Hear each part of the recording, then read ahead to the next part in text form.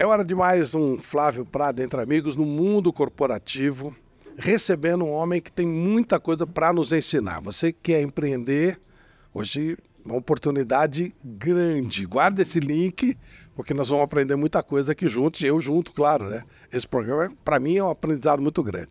Estou recebendo Sidney Calais, que é um homem que trata de franquias. Quem nunca pensou numa franquia? Quem nunca quis arriscar um negócio e não tem muito conhecimento? Sidney, que honra te receber aqui. Honra toda minha. E esse programa Entre Amigos, para mim, já é um prazer.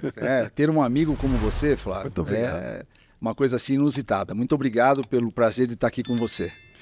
Quando eu fui tomar conhecimento mais profundamente do Grupo Calais, eu vejo que você destaca muito o fator franquia. Isso. Você trabalha muito com franquias.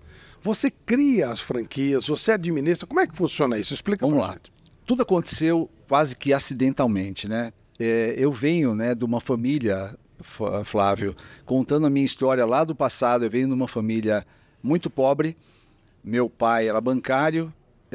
Neto, filho, né, de sírios. A minha avó era síria, meu avô francês. Vieram para o Brasil, nem falavam o português direto, tanto é que o meu é Calais, tem Calas, tem Calais com C, Calais com K, tem uma... São todos mais ou menos o mesmo. Sim, sim, tudo originou da minha avó e do meu avô, e por parte de mãe, italianos. Então a gente tem uma mistura muito grande.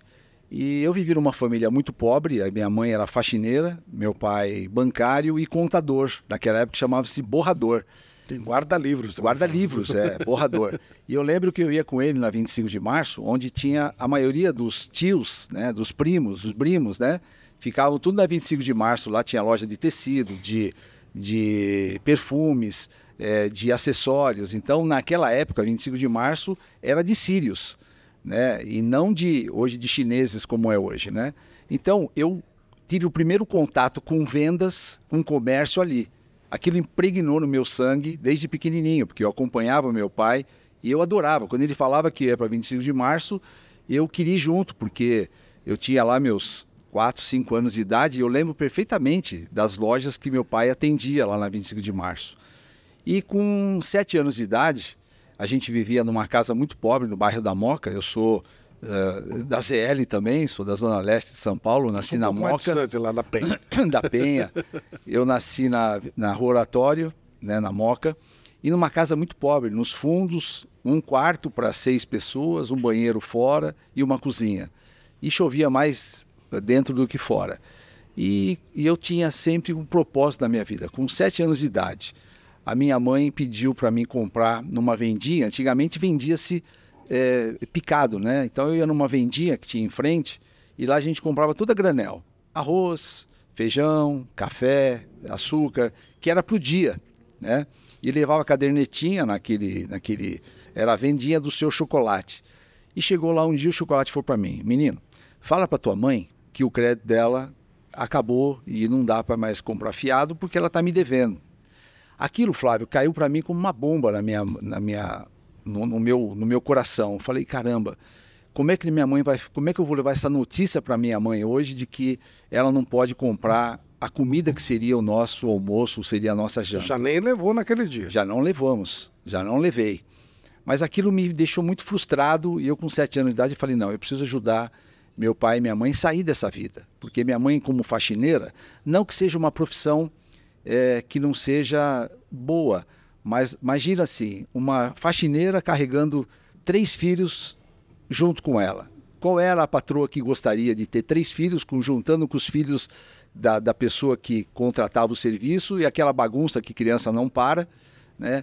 E ela fazia muita faxina para o meu tio, que era veterinário.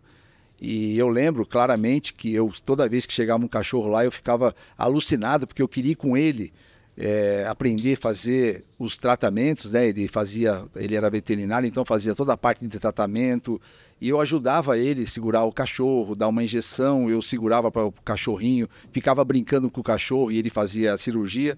Então para mim era um prazer, mas criança faz bagunça. E aquilo passava por muita humilhação, e a gente passava por muita restrição financeira.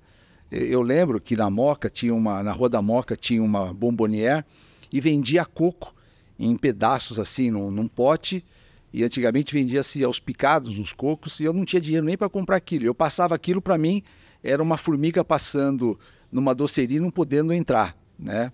Eu falava, puxa vida, um dia eu vou tirar minha mãe disso. E aquilo começou a nascer dentro de mim um propósito, né? Hoje você já não vê nas crianças propósitos. Então, desde pequeno, eu tinha propósitos. Comecei a vender pirulito na porta do cinema, Cine Patriarca, que tinha na rua do Oratório. Aquilo, logicamente, dava pouco dinheiro, mas eu já ajudava um pouquinho a minha mãe. Claro. E eu ajudava a minha mãe a fazer as tarefas domésticas, tanto é que hoje eu cozinho, eu passo, eu lavo roupa, eu sei limpar a casa, porque eu via que aquilo era importante para ajudar a minha mãe enquanto ela trabalhava fora. E aquilo foi me dando cada dia mais propósito. Com os 14 anos eu comecei a trabalhar num banco, foi onde eu fiz minha carreira, Banco Comindi, Banco do Comércio e Indústria de São Paulo, e lá entrei como office boy. E aí, Flávio, começou a minha grande chave, a minha grande virada. Eu entrei com um propósito de realmente ser o melhor office boy. E fui o melhor office boy. Eu sempre fui um aluno muito aplicado na escola.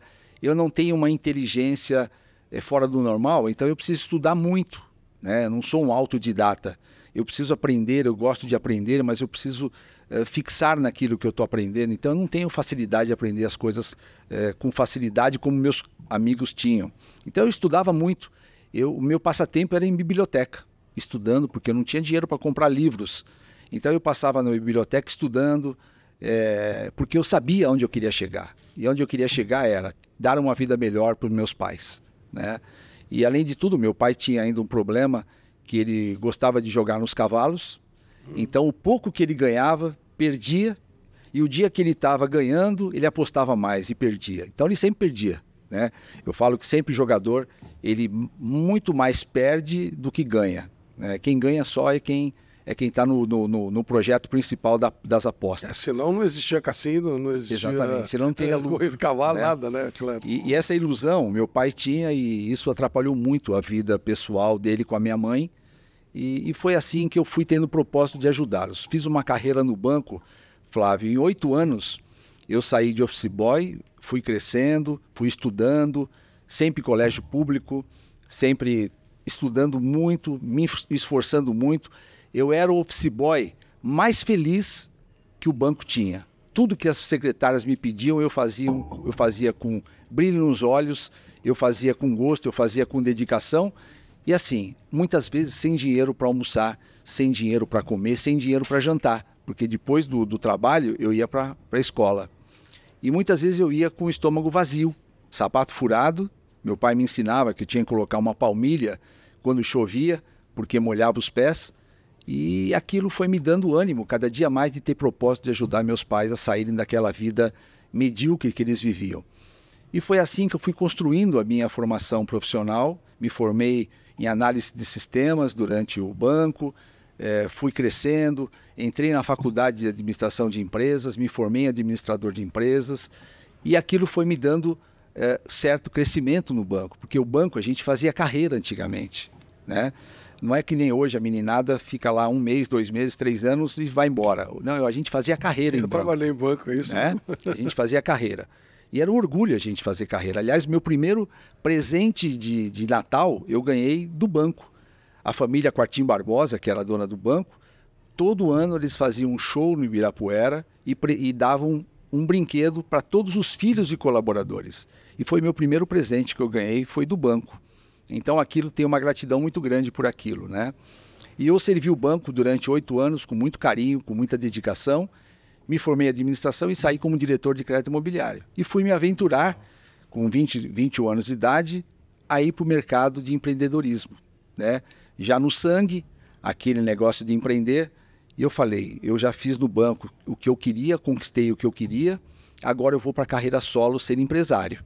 Né, com 21 Sem anos. Um preparo específico, não tem. Zero. Até hoje é muito difícil você ter um curso de empreendedorismo. Agora melhorou, mas não tinha nada, né? Não existe. Aliás, essa é uma grande falha das escolas. O Japão hoje, Flávio, ele está com um processo muito legal que todos os alunos hoje, a partir dos 5 anos de idade, já têm cursos de empreendedorismo, finanças, e isso é muito importante. O Brasil não. O Brasil como vários países hoje, eles mantêm aquelas disciplinas que são ciências exatas, etc., mas nunca falou-se de empreendedorismo. Olha que eu tenho hoje franquias de dentistas que não aprenderam a vender, que não aprenderam a ser comerciantes. E isso faz uma diferença muito grande. Tudo é venda, né, Cid? Tudo é venda, né? Então eu falei, eu vou vender. E comecei a vender seguros. Quando naquela época estava começando a Porto Seguro, vender seguro de automóvel, eu montei uma corretora de seguros e comecei a vender seguros de porta em porta. De porta em porta? Porta em porta. E todo dia era não, porque naquele tempo eu disputava com bancos. Né? Imagina, a força de um banco para conseguir um cliente e a minha. Um garoto na porta. Um menino. Mas eu me aprofundava muito em conhecer o que era o seguro, o que fazia. E eu fui conquistando clientes, fiz uma carteira bacana de clientes. E em 1986 eu encontrei um amigo. E esse meu amigo veio de Portugal e falou, Sidney, lá em Portugal eu vendo computadores e eu queria voltar para o Brasil e queria montar uma empresa para vender computadores. Em 1986 nós vivíamos uma reserva de mercado. Eu falei, Mauro, é legal a ideia, mas nós estamos vivendo uma reserva de mercado e era proibitivo trazer produtos importados. E no Brasil não se fabricava absolutamente nada. As indústrias eram bem arcaicas, ferro elétrico, ventilador, tudo era feito brasileiro, não trazia-se nada do exterior, né? Então nós estávamos há pelo menos 10, 15 anos atrás de qualquer tecnologia do mundo. A gente vivia num outro mundo. Naquela época não tinha internet. Começou a abrir o mercado internacional em 89, 90. Concordo, 90. Né? 90, quando chegou o primeiro carro importado, que foi o Lada, da Rússia, né? Aquele carrão. Né? Foi o primeiro carro importado que aí começou a abrir o mercado. Então, em 1986, com muito sacrifício, pouco dinheiro, aliás, zero dinheiro, nós começamos a trazer computadores de Portugal, um amigo nos financiou, e começamos a trazer partes e peças de computadores. Então, trazíamos mainboard, memória, processador, teclado, mouse, e a gente montava aqui os computadores, né? E o primeiro é um quebra-cabeça. É um quebra-cabeça. E eu não entendia, eu não sou engenheiro, eu sou administrador de empresas. E aquilo eu comecei a aprender na raça, né? Muitas vezes você ligava o cabo errado, queimava a fonte e queimava às vezes a mainboard. E até a gente aprender as manhas, né? E era o MS-DOS, que era o sistema operacional que veio antes do Windows. E eu comecei a vender o XT 4.77 MHz, que hoje processa menos do que o nosso celular. O pior celular hoje processa mais do que o PC. Mas aquilo me mostrou o que era o futuro do Brasil. Era o futuro do Brasil ter cada um seu computador pessoal, né? Numa época que a gente não tinha computadores, somente as grandes empresas tinham computadores de grande porte, que eram os bancos. Aliás, eu me formei em análise de sistema no Borros, né? Eu sou programador Borros de cartão perfurado ainda, né, em COBOL. E eu via que o computador de pequeno porte, o PC, ele ia ser uma revolução. Então a gente tem que ter visão também das coisas e propósito. Propósito e visão. Perfeito. Não adianta visão sem propósito, não adianta propósito sem visão. E eu comecei a criar cada dia mais vendas, e cada dia que a gente vendia mais a gente tinha que importar. E naquela época se importava tudo de uma forma errada, né? E aí está o meu primeiro erro que eu cometi na minha vida de empresário. Eu tinha uma grande empresa, que você imagina, em 86 eu comecei. Em 94 eu já faturava $1,5 milhão por mês. Uau. Vendendo computadores. Mas eu cometi um erro que hoje eu quero que todos os empresários aprendam com esse erro que eu cometi. Se Deus não está no seu negócio, ele pode até prosperar, mas ele não fica de pé. Então, Flávio, Deus tem que ser o nosso sócio majoritário. E eu não tinha Deus como meu sócio majoritário, embora fosse de uma família cristã. Minha mãe era católica e meu pai não tinha muita religião, mas minha mãe era bastante católica. Eu acreditava em Deus, mas eu não sabia que para você ter Deus perto de você, você tinha que operar as coisas direito. Quando você opera errado, Deus não fica junto. Você acha que está com Deus, mas Deus não está com você. E quando Deus não está com você, você pode até progredir, mas você não perpetua. E foi assim que aconteceu comigo. Eu vendendo $1 milhão por mês, começou uma volta, uma reviravolta no mercado de informática, os grandes players começaram a entrar no Brasil e eu quebrei. Quebrei porque foram apreendidos containers meus lá em Manaus e eu tive um prejuízo de R$15 milhões. Quando você diz que não estava com Deus, esses contêineres, eles vinham de forma irregular, é isso? É isso. Naquela época, todos nós trazíamos de uma forma irregular, quer dizer... Até porque não tinha autorização, né, oficial? Não tinha... Autorização tinha, mas os impostos eram tão altos que a gente não conseguiria vender. Então, trazia-se com uma nota, com nota fiscal, mas com notas bem abaixo do valor real. E pagava-se imposto sobre esse valor, muito abaixo do valor que era de importação. Então, isso não era legal, né? Isso custou muito para a minha vida. Custou muito para a minha vida porque me deixou, Flávio, com 30 anos de idade, com uma dívida de R$15 milhões. Para um jovem que não tinha patrimônio, o pouco patrimônio que tinha, eu era já um milionário, porque vender R$15 milhões, $1,5 milhão por mês, eu tinha uma boa receita. Mas quando você tinha que investir mais para poder trazer mais, para vender mais, e demorava para trazer, porque eu trazia tudo dos Estados Unidos via Manaus, a gente demorava muito para trazer. E naquela época, todos os distribuidores faziam a mesma coisa, traziam todo mundo para o Manaus e da mesma forma. E isso é a falta que eu falo da honestidade do negócio. Tá? Eu tenho hoje, infelizmente, essa marca, né, que eu guardo para mim, mas eu quero passar aqui para todos que não precisa errar. Se você trouxer hoje, se você fizer tudo legal, tudo legalizado, Deus vai te prosperar. E se você não fizer, você não vai ter prosperidade, né? E foi assim que eu quebrei, fiquei devendo R$15 milhões e foi muito difícil para me erguer. E no finalzinho da minha distribuição, né, em 94, eu conheci o dono da Microlins, né, que estava começando naquela época algumas escolas de educação profissionalizante na área de informática.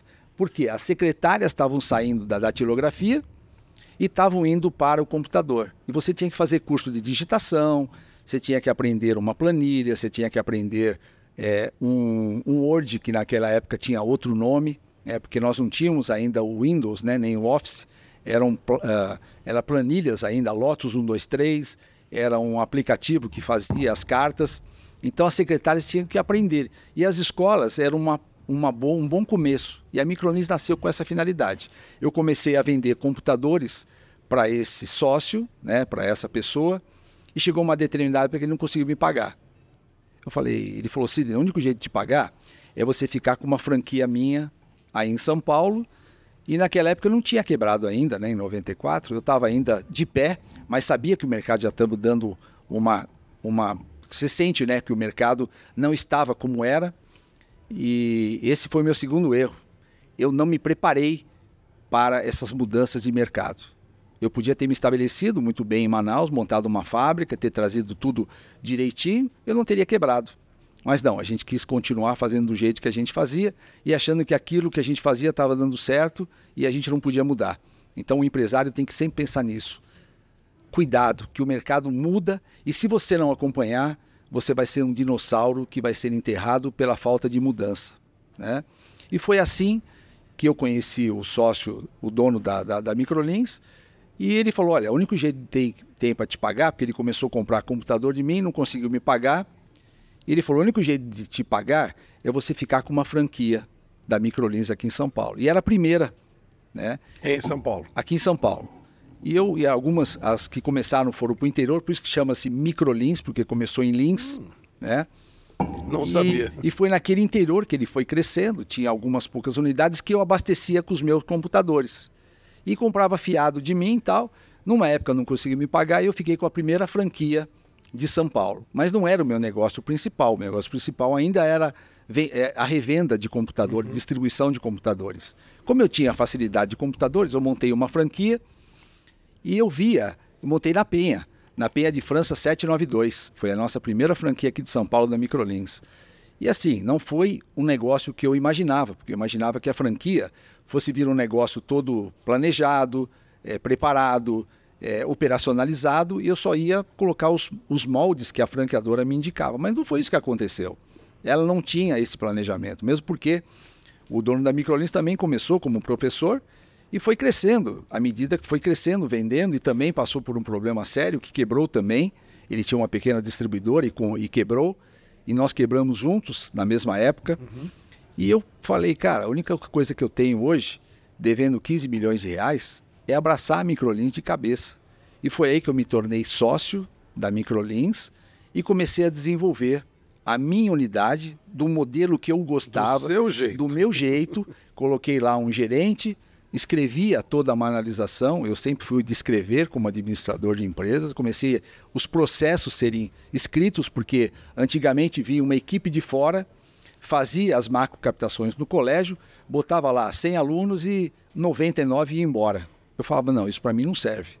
Eu quero fazer um modelo certo de vendas. E comecei a criar o meu modelo de vendas. Então coloquei um gerente, 2 pessoas que ficavam internamente atendendo os clientes e vendendo, e fora ficava uma pessoa abordando as pessoas na rua, porque naquela época não existia as mídias digitais. Era na raça. Você pegava o cliente praticamente no pulo, né? Que a gente falava, né? E eu comecei a escrever tudo isso, manualizar, e aquilo começou a virar realidade. Quando de fato eu entreguei os pontos que eu quebrei em 96, nós já tínhamos aqui uns 5, 6 franqueados em São Paulo, e eu me tornei o sócio daqui de São Paulo, o master daqui de São Paulo, da Microlins. Só que eu devendo... Aí de todas, aí você já era sócio da empresa. Mas pensa assim, eu devendo 15 milhões de reais, tendo uma pressão violenta de fornecedores que me cobravam, Claro. de fretes que eu não conseguia pagar, que ficaram apreendidos em Manaus, de impostos que a gente pagava muito imposto por mês, de PIS, COFINS, ICMS, e tudo atrasado, eu não conseguia pagar em dia porque eu tinha quebrado, devia para banco, devia para agiotas, devia para os fornecedores, porque o fornecedor não te perdoa. Você perdeu a carga, mas ele não quer saber se você perdeu, você tem que pagá-lo. Claro. Eu falei, cara, como é que eu vou fazer? Com 30 e poucos anos de idade, pouco capital, o pouco que eu tinha eu vendi carro, vendi casa, vendi tudo que eu tinha, literalmente tudo que eu tinha. Por isso que eu falo que eu tive prosperidade, mas não tive felicidade. Porque tudo que eu acumulei nesses anos de venda de computadores, eu perdi pela falta de Deus no meu negócio, né? E foi assim que eu entrei de cabeça na Microlins. Tocava o celular de um lado me cobrando, do outro lado eu tinha que dar suporte para o franqueado. E o pior, Flávio, que eu não podia chegar para o franqueado e falava que eu tinha quebrado, que eu estava vivendo um momento difícil. Claro. Porque você não acredita num consultor que esteja pior do que você. Sim. Não é? Lógico. Então eu tinha que, além de tudo, mostrar que eu estava lá para ajudá-lo, né? E realmente eu fazia isso de coração. Eu chorava de noite e de dia saía de ônibus, porque nem carro eu tinha. Eu peguei um carro emprestado da minha cunhada para poder... eu tinha uma BMW na época. Vendi tudo que eu tinha para poder... Peguei um Fiat emprestado para poder prestar consultoria. Mas eu nem chegava com o carro perto, porque imagina um consultor chegando com um Uno para fazer consultoria. O cara ia falar para mim, primeiro arruma a tua vida, depois você vem arrumar a minha. Tem isso, não é? Claro, a aparência é importante. A aparência é importante. Então, eu comecei a entender que esses franqueados precisavam de conhecimento. E eu comecei a replicar o meu modelo para essas franquias, sem escritório. Sem escritório. Eu fiquei exatamente de 96 até 99 trabalhando na rua, sem escritório. E os franqueados me cobrando. E você sabe como que é o ser humano. Fica provocando. E aí, cadê teu escritório? Onde fica teu escritório? Que eu quero lá... Não, sabe que o escritório não montei ainda, estou reformando. Fiquei 3 anos reformando. Né? E depois, graças assim, a Deus, né? Eu sempre falo que Deus esteve muito presente na minha vida. E graças a Deus, um dia eu fui encontrar uma empresa de telemarketing que estava fazendo telemarketing para as escolas. Eu vi um anúncio de jornal. Naquela época os anúncios saíam em jornal, né? E eu vi um anúncio de jornal dizendo o seguinte: telemarketing para escolas. Aumentamos o seu número de alunos. Eu fui até lá, na Lapa.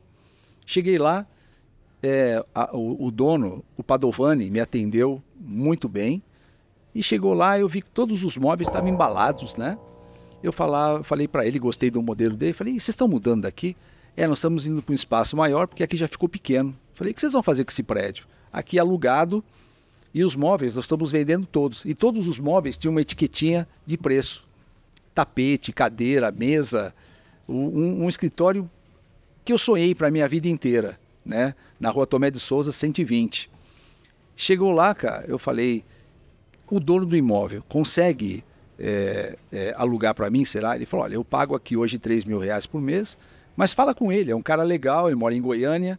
E liguei para a pessoa e contei toda a minha história. Falei, olha... Abriu o jogo. Abri o jogo. Falei, ó, aconteceu isso, minha vida é assim. Fiz o resumo da minha vida para ele. Estou quebrado, com meu nome sujo. Flávio, a pior coisa que existe na vida é você ter o seu CNPJ, seu CPF negativado. Parece que na rua, todo mundo, como eu nunca tive isso, parece que todo mundo está te olhando, sabe? Então eu tinha muita vergonha de sair para a rua e ter o meu CNPJ, o meu CPF negativado por banco, por fornecedores, por impostos que eu devia, enfim, eu devia para todo mundo. E aí eu falei, contei toda a minha história e falei, Sidney, eu tô achando você um cara batalhador e eu vou te alugar meu imóvel sem precisar de fiador. E foi ali que eu coloquei meu primeiro escritório lá. E os móveis que estavam todos escritos relacionados, eu fiz um acordo com o Padovani e ele me parcelou lá em 500 vezes e eu acabei ficando com todos os móveis dele porque ele não tinha onde levar os móveis. E aí, de repente, você está com o escritório montado. Estava com o escritório montado e lá começou uma nova chave na minha vida. Lá começou uma nova vida, porque eu tinha escritório, os franqueados iam, eu comprei um retroprojetor, né? Acho que ninguém sabe mais o que é isso, né? Mas era um negócio que você acendia uma luz e ele passava na parede um slide feito de acetato, né? Então é como se hoje o nosso data show fosse o retroprojetor de antigamente. E eu comprei e aquilo comecei a criar conteúdo para os franqueados. Ô Sidney, só uma pausazinha. Você está falando de Deus desde o começo e aparece um jornal do nada anunciando exatamente aquilo que você precisava, com alguém que está trocando de escritório, que quer vender o escritório, e alguém que é o dono e que vai aceitar o seu argumento e te ceder um espaço sem fiador. Isso. É muito Deus, né? 100%. Eu falo assim, Flávio, Deus está onde você quer que ele esteja. Deus não está. Deus está em todos os lugares, mas eu acredito muito que Deus está com a gente quando a gente quer que ele esteja com a gente. Perfeito. Né? E eu aprendi isso a duras penas. Eu me converti, Flávio, com muitas dores. Eu quebrei em 96, né? quase há 30 anos atrás, e um acaso aconteceu na minha vida. E não é acaso, é a coincidência de Deus na nossa vida operando. Uma advogada que estava contra mim, eu tinha um imóvel que estava alugado por um ex-funcionário e ele não queria sair do imóvel. E eu falava para ele, Josué, sai do imóvel porque eu quebrei. Ele não acreditava, não, eu vou ficar porque você não quebrou não. Eu falei, eu quebrei, cara. Não, eu não vou sair do imóvel. E ele tinha um outro imóvel que ele morava em Francisco Morato e ele não quis sair. E aquela advogada começou a brigar comigo através do dono do imóvel. E um dia eu fui conversar com ela. Fui com a cara e com a coragem, sem dinheiro, quebrado. Falei, olha, doutora, eu não me engano se ela chama Sandra. Falei, doutora, aconteceu isso. Eu quebrei, estou nessa situação. O irmão dela, que também era advogado, ele queria me bater. Eu falei, cara, eu tô quebrado, vim aqui, ainda vou apanhar, né?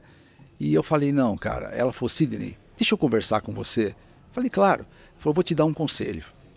Eu acho que está faltando Deus na sua vida. Olha que legal. Eu falei, sabe que nunca ninguém falou isso para mim?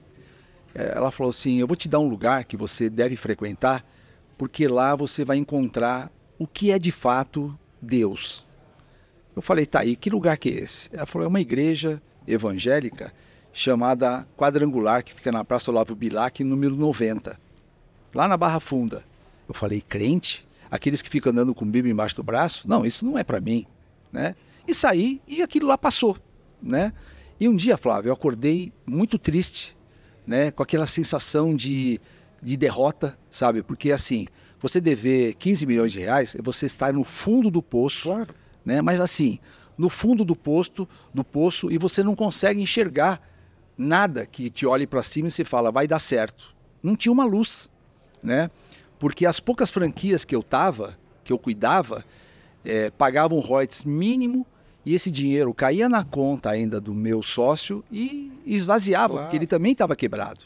Então nós dois estávamos passando um processo muito difícil naquela época, e o dinheiro ia embora.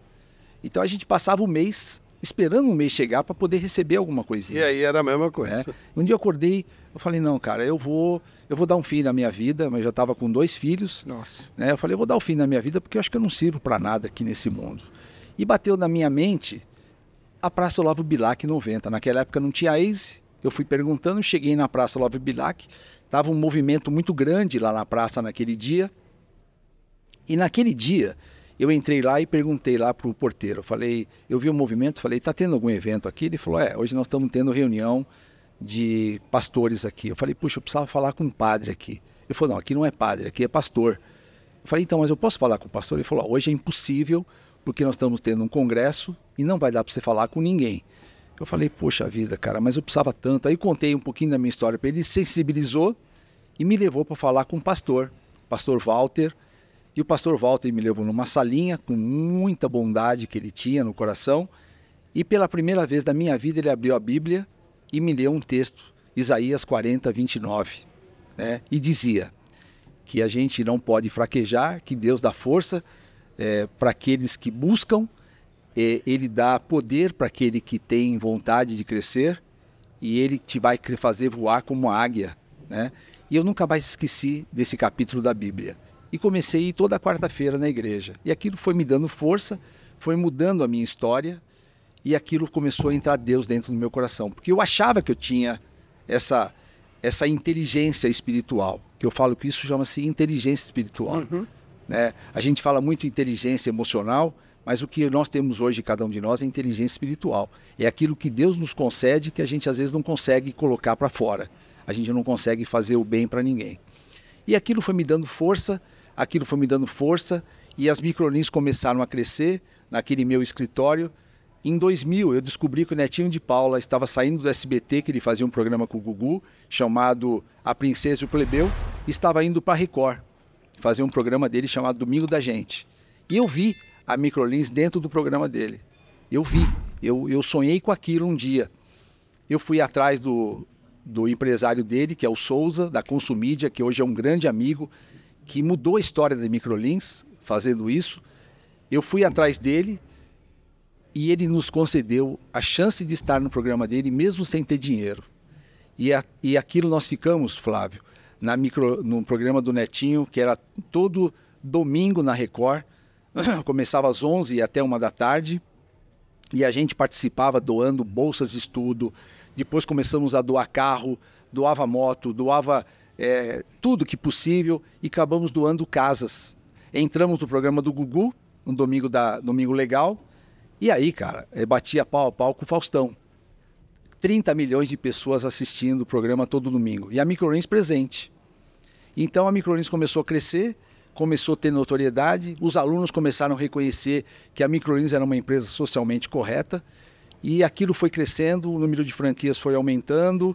Chegamos em 2009, nós já estávamos com 700 franquias.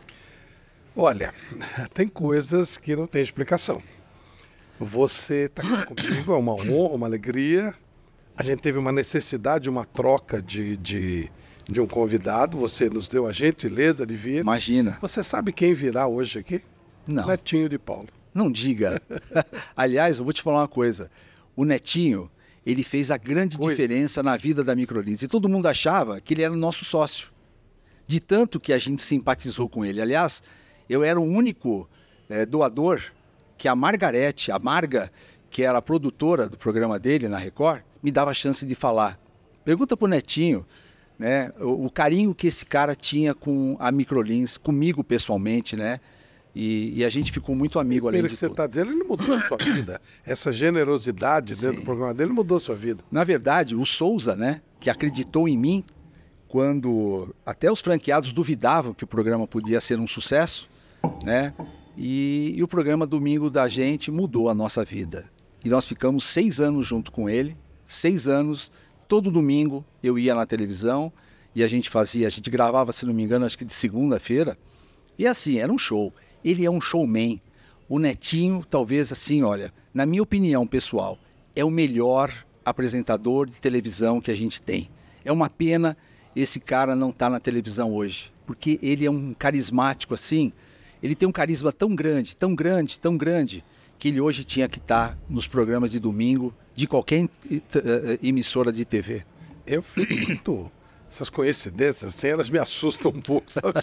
Impressionante. Você não sabia que o Netinho veio aqui, não claro. Sabia. Provavelmente eles vão se encontrar aqui. Obviamente a gente grava vários programas, legal, então, para quem não sabe, é impressionante. Mas aí, hoje você... Aí a Microlins foi vendida em 2009. Em 2003, nós já tínhamos constituído uma outra franqueadora, que foi o Instituto Embeleze, que era o seu Itamar Serpa, que era o que faleceu ano passado. Ele era o dono da fábrica Embeleze de produtos e teve a ideia de montar uma escola. E aí eu montei a primeira franquia do Brasil aqui em São Paulo. Eu já não tinha mais nenhuma área para vender da Microlins, e um franqueado chegou lá, o seu Luiz Stanzanes, que foi o meu primeiro franqueado do Instituto Embeleze do Brasil, e eu ajudei ele a montar a primeira franquia, porque ele queria comprar a Microlins, já não tinha mais espaço, e eu vendi a Embeleze para ele. E ajudei a formatar. E naquela época, eu não tinha formatado nada, a gente não tinha formatado. Eu peguei o modelo Microlins, troquei o serviço, que era tecnologia para beleza, e começamos com a cara e com a coragem. Então, para eu entender, o seu trabalho, a sua empresa, existe um produto X e você transforma aquilo numa franquia. Sim. Porque eu sempre imaginei que isso partia do dono e tal, não. Há um modelo e há uma empresa que faz esse trabalho e é exatamente o que você faz. Existem as duas coisas, né? Nós formatamos para quem não tem o formato de franquia e pegamos franquias que já estão formatadas e querem escalar, né? E foi assim que em 2010, eu e o sócio da Microlins montamos uma holding, foi a primeira holding multissetorial chamada SMZTO e SEC, que é o sobrenome dele e o meu, e nós montamos a SMZTO, e a primeira franqueadora que nós colocamos no grupo foi a Odonto Company. A Odonto Company tinha uma única unidade em São José do Rio Preto, com o Dr. Paulo, e nós montamos a Odonto Company, formatamos ela, começamos a embalar e começamos a vender franquia. Hoje é a quinta maior franquia do Brasil, com 1.800 franquias, né? Você tem nomes famosos, inclusive, que são seus franqueados. Por exemplo, são sócios, né? São sócios. Então, como é que funciona? Ana Hickman, eu sei que está com você, Sabrina Sato. A primeira que nós fizemos foi a Xuxa, né? Em 2012, lá nessa empresa, nessa holding, nós convidamos a Xuxa para ser a nossa garota de propaganda, né? Uhum. E ela entrou com um projeto chamado Casa X. Casa X é um buffet infantil que levava o nome dela, que tinha nave, é maravilhoso. Até hoje nós temos algumas franquias da Casa X que são maravilhosas. É um buffet infantil que tem uma nave que sobe e desce. E a Xuxa foi a nossa primeira sócia num projeto desse nessa empresa. Aí depois vieram outros famosos. Você é sempre sócio? Sim, sempre. Certo. Sempre. Sempre sócio da marca que vem para a gente franquear. Tá. Aí a Xuxa e depois? Aí depois vieram outras marcas no grupo, e a Xuxa foi convidada para uma outra marca que foi Espaço Laser, que é depilação a laser, com o Dr. Igor e o Dr. Paulo. Eles já tinham criado e nós pegamos para franquear. Então essa já tinha sido criada. Nós pegamos só para escalar. Perfeito. Né?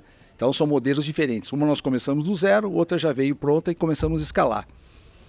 E começou a dar certo, vieram outras marcas. Tivemos, enfim, 15 franqueadoras lá que vieram, que a gente ajudou a montar e escalar.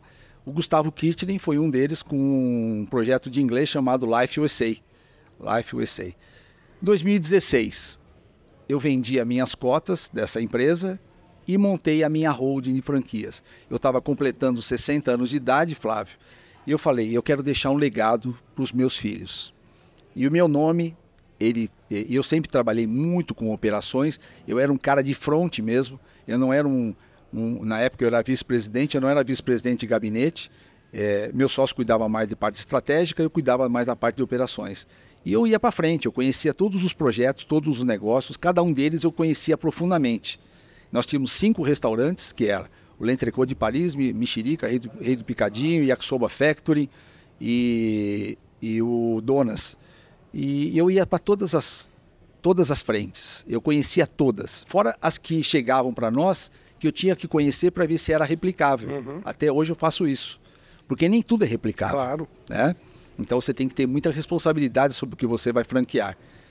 E aí, em 2017, eu deixei essa marca e criei a minha holding. Eu estava com 60 anos de idade e queria deixar para os meus filhos um legado. Em 2000, quando o meu Daniel tinha 18 anos e o Daniel tinha 18, o Felipe 14, o primeiro presente que eu dei para eles, Flávio, foi uma escola dentro do Palmeiras, né? O Mustafa, na presidência do Mustafa, o João Gavioli, que era diretor lá, me arrumou um espaço, nós colocamos lá, foi meu primeiro presente para os meus filhos. Lá eles foram franqueados de fato, sentiram a dor do franqueado. Ficaram 10 anos até o Parque Antártica ser demolido, quando começou a arena, né? Aí eles saíram e vieram trabalhar comigo. E até lá, você vê, eles começaram com 4 computadores e 0 aluno.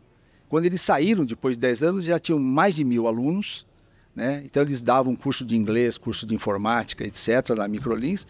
E eles aprenderam a outra parte de ser franqueado. E isso deu hoje para eles uma escola que só a vida pode oferecer. O Daniel é formado em publicidade, o Felipe, como eu, em administração de empresas. E hoje eles têm a parte prática, que é o que o franqueado viveu, que vive todos os dias.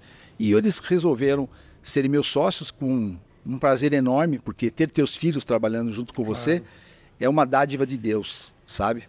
E hoje meus filhos trabalham junto comigo, têm um papel importantíssimo, e eu estou criando hoje não herdeiros, eu crio sucessores. Que é maravilhoso. E hoje nós estamos com várias marcas no grupo. Hoje eu tenho 6 franqueadoras, 3 delas com a Ana Hickman. Eu tenho a Mais Laser, que é de depilação a laser, que a Ana é minha sócia. Eu tenho Além do Olhar, que a Ana também é minha sócia, que é estética. E tenho a Escola Ana Hickman, que é uma escola de beleza, que ensina cursos de beleza e tecnologia. Todos os cursos de informática. Essas 3 com a Ana. Com a Sabrina Sato, eu tenho uma de odontologia, e foi também assim, acaso que aconteceu, porque você vê, quando eu comecei a criar o primeiro projeto meu, em 2017, eu não sabia o que eu queria. Eu comecei a pesquisar, eu fiquei o ano inteirinho, em 2017, pesquisando marcas, e nenhuma fez o meu perfil. Eu não gostei de nenhuma. Eu falei, eu vou criar minha marca própria. E comecei a criar uma escola para competir com as marcas de beleza do mercado.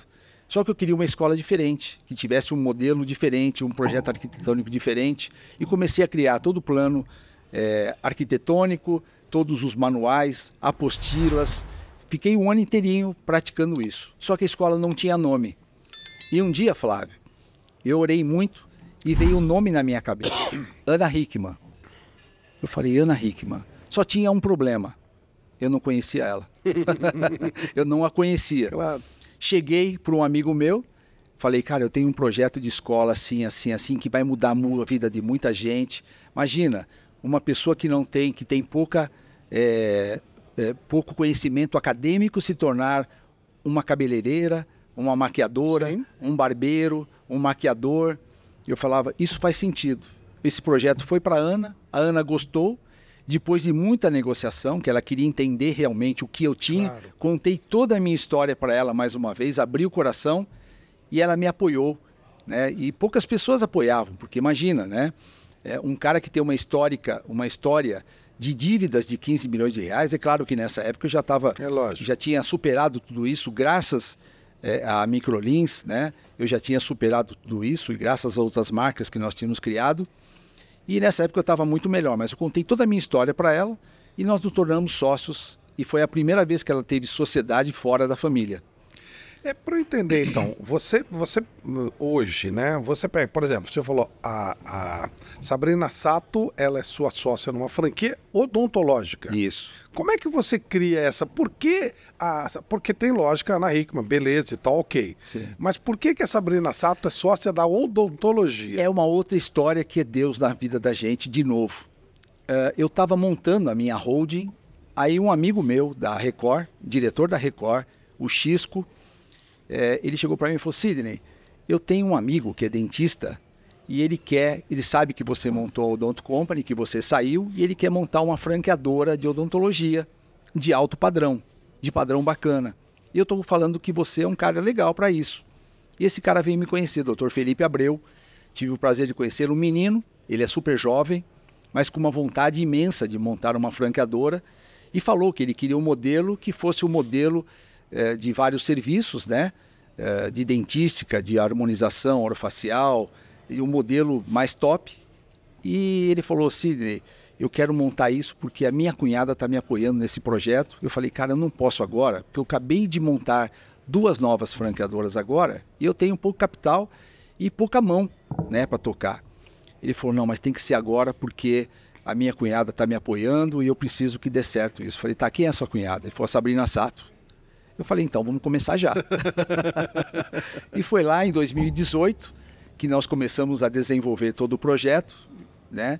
E em 2019 montamos a primeira franquia. Hoje estamos com quase 50 franquias. Coisa legal. Né? E a Sabrina, logicamente, é a nossa sócia embaixadora do projeto. Ela não é dentista, mas aquele sorriso maravilhoso, né? Contagia. E o Dr. Felipe Abreu também é casado com a Karina, que é irmã da Sabrina. Karina Sato.